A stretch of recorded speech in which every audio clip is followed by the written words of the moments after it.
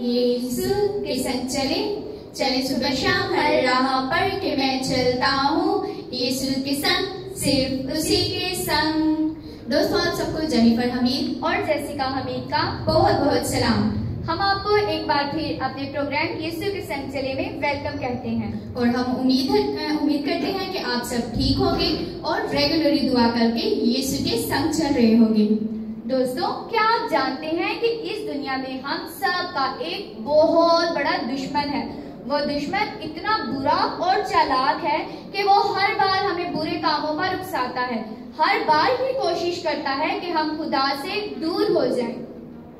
बिल्कुल, और वो कोशिश करता है कि हम खुदा से दूर हो जाएं और कोई ऐसा काम करें जिससे खुदा हमसे नाराज हो जाए। और दोस्तों, पता है जब हम दुआ करते हैं तब भी वो हमें रोकने की कोशिश करता है और हर मुमकिन कोशिश करता है कि हम खुदा की नजर में बुरे हो जाएं और खुदा की मर्जी के खिलाफ काम करें। और दोस्तों, इसी दुश्मन ने हमारे खुदावन यीशु मसीह को भी आजमाया, यानी ये कोशिश की कि वो खुदावन यीशु मसीह खुदा के खिलाफ कोई बुरा काम करे। लेकिन दोस्तों, क्या आप जानते हैं, ना सिर्फ खुदावन यीशु मसीह ने उस दुश्मन को शर्मिंदा किया बल्कि उसको भगा भी दिया। क्या आप जानना चाहते हैं कि यीशु मसीह ने ऐसा क्या किया कि दुश्मन इब्लीस ना सिर्फ भागा बल्कि शर्मिंदा भी हो गया? आइए सुनते हैं आज की कहानी में कैसा क्या हुआ। दोस्तों, अगर आप आज की कहानी खुदा के कलाम मुकद्दस में से पढ़ना चाहते हैं तो आप पढ़ सकते हैं मुकद्दस मत्ती की मार्फत खुदावंद यीशु मसीह की लिखवाई गई अंजील, उसके 4 बाब, उसकी 1 से 11 आयत। तो हुआ कुछ यूं कि रूह खुदावंद यीशु मसीह को जंगल में ले गया ताकि खुदावंद यीशु मसीह इब्लीस से आजमाया जाए। और खुदावंद यीशु मसीह ने 40 दिन और 40 रात का फाका किया। जेनिफर, ये फाके का क्या मतलब है? फाका क्या होता है? फाके का मतलब है कि खुदावंद यीशु मसीह ने 40 दिन और 40 रात कुछ ना खाया और ना ही कुछ पिया।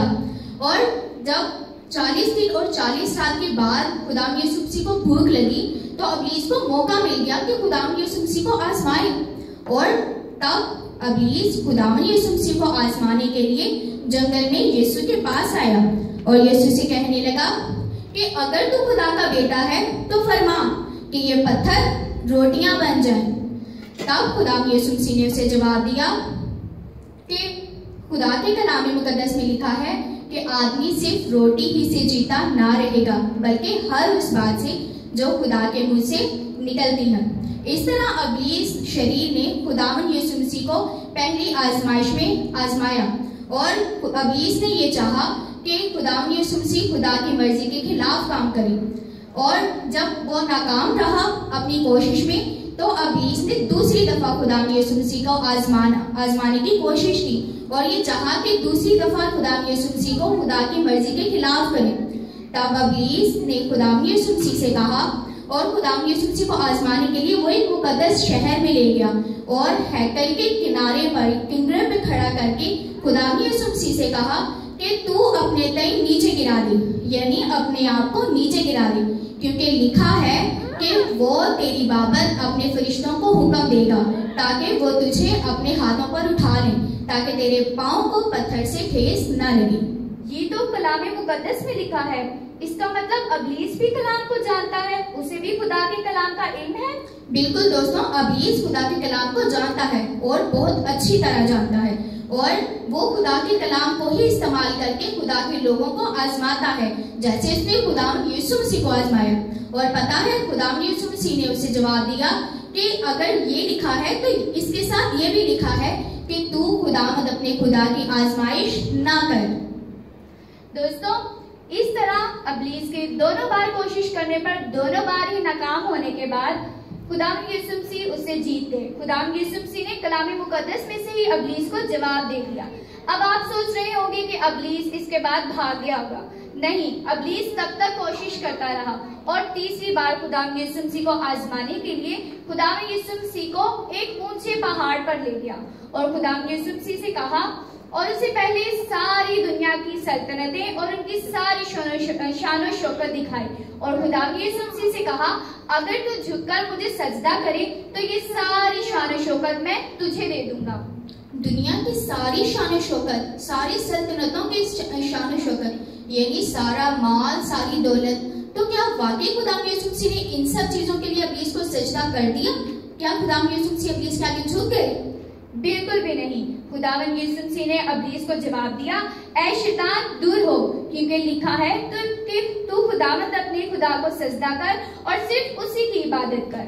इस तरह 3 बार इब्लीस ने कोशिश की, तीनों बार नाकाम हो गया और उसे ये समझ आ गई कि खुदावंद यीशु मसीह ऐसा कोई काम नहीं करेंगे जो खुदा की मर्जी के खिलाफ हो, क्योंकि वो खुदा के बेटे हैं। बिल्कुल दोस्तों, और आज की कहानी से हमने ये सीखा कि हमारा सबसे बड़ा दुश्मन इब्लीस है और वो हर मुमकिन कोशिश करता है कि हम खुदा की मर्जी के खिलाफ जाएं, और वो हर मुमकिन कोशिश करता है कि हम कोई ऐसा काम करें जिससे खुदा हमसे नाराज होकर हमसे दूर हो जाए और हम अकेले पड़ जाएं, और वो खुदा का कलाम ही इस्तेमाल करके हमें यानी खुदा के लोगों को मजबूर करता है कि हम खुदा की मर्जी के खिलाफ काम करें। जैसे इसने खुदावंद यीशु मसीह को 3 दफा कलाम मुकद्दस में से ही आजमाया और तीनों दफा नाकाम रहा। दोस्तों, आपने गौर किया होगा, अगर आपने कहानी गौर से सुनी है तो तीनों बार जब शैतान ने यीशु मसीह को आजमाया तो तीनों बार ही खुदावंद यीशु मसीह ने उसे जवाब कलाम मुकद्दस में से दिया। इसका मतलब ये हुआ कि अगर हम इब्लीस को हराना चाहते हैं या ये चाहते हैं कि इब्लीस हमसे दूर हो जाए, उसकी वजह से हमें कोई परेशानी ना हो, तो उसके खिलाफ हमारा सबसे मजबूत और एक ही हथियार खुदा का कलाम है। खुदा का कलाम ही ऐसा हथियार है जो इब्लीस के खिलाफ हमें फातेह बनाता है। बिल्कुल।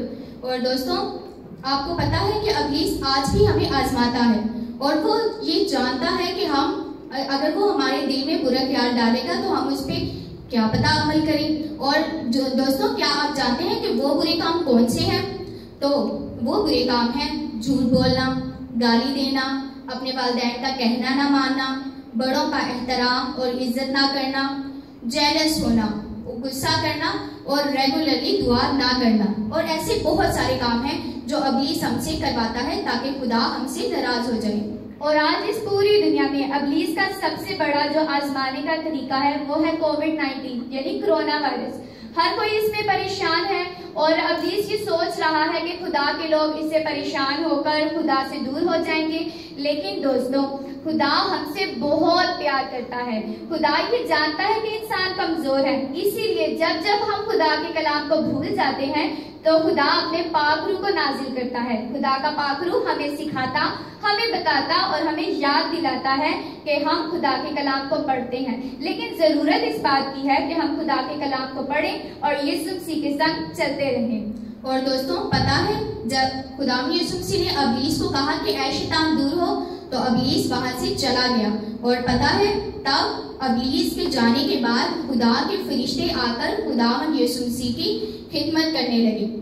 इसका मतलब ये हुआ कि खुदावंद यीशु मसीह ने तीनों दफा खुदा के कलाम को इस्तेमाल करके इब्लीस पर फतेह पाई। और हमें भी ऐसे ही करना है। हमें खुदा का कलाम रेगुलरली पढ़ना है, खुदा से दुआ रेगुलरली करनी है ताकि इब्लीस खुदा के कलाम को हमारे दिलों से ना चुराए। और जैसे खुदावंद यीशु मसीह ने खुदा के कलाम को अपना हथियार बनाकर इब्लीस से जंग में फतह हासिल की, ऐसे ही हमें भी करना है। तो आइए बढ़ते हैं आज के सवालों की तरफ। तो पहला सवाल, रूह खुदावंद यीशु मसीह को कहाँ ले गया? दूसरा सवाल, खुदावंद यीशु मसीह ने कितने दिनों का फाका किया? तीसरा सवाल, क्या खुदावंद यीशु मसीह ने पत्थरों को रोटी बना दिया? चौथा सवाल, खुदावंद यीशु मसीह को कितनी बार आजमाया गया? पांचवा सवाल, इब्लीस के जाने के बाद यीशु मसीह की खिदमत करने कौन आया? तो दोस्तों, आप हमारे सवालों का जवाब हमें कमेंट सेक्शन में कमेंट करके बता सकते हैं। तो आइए बढ़ते हैं आज के वर्शिप सॉन्ग की तरफ। आप हमारा साथ जरूर दें। शैतान का मुकाबला करो, वो तुमसे भाग जाएगा। शैतान का मुकाबला करो, वो तुमसे भाग जाएगा। प्रभु यीशु के नाम में फतह, यीशु नासरी के खून में शिफा। प्रभु यीशु के नाम में फतह, यीशु नासरी के खून में शिफा। दिलानागा दुआ करो, वो तुमसे भाग जाएगा। दिलानागा दुआ करो, वो तुमसे भाग जाएगा। प्रभु यीशु के नाम में शिफा, प्रभु यीशु के नाम में फतह, यीशु नासरी के खून में शिफा। सारे हथियार बांध लो, वो तुमसे भाग जाएगा। सारे हथियार बांध लो, वो तुमसे भाग जाएगा। शैतान का मुकाबला करो, वो तुमसे भाग जाएगा। शैतान का मुकाबला करो, वो तुमसे भाग जाएगा। दोस्तों आप इसकी प्रैक्टिस कर सकते हैं। तो अब है आज की आयत। आज की आयत के लिए हम बुलाते हैं आइजिक अफजल को और ऐशबल अफजल को। हम आइजिक के साथ मिलकर एक नई आयत सीखेंगे।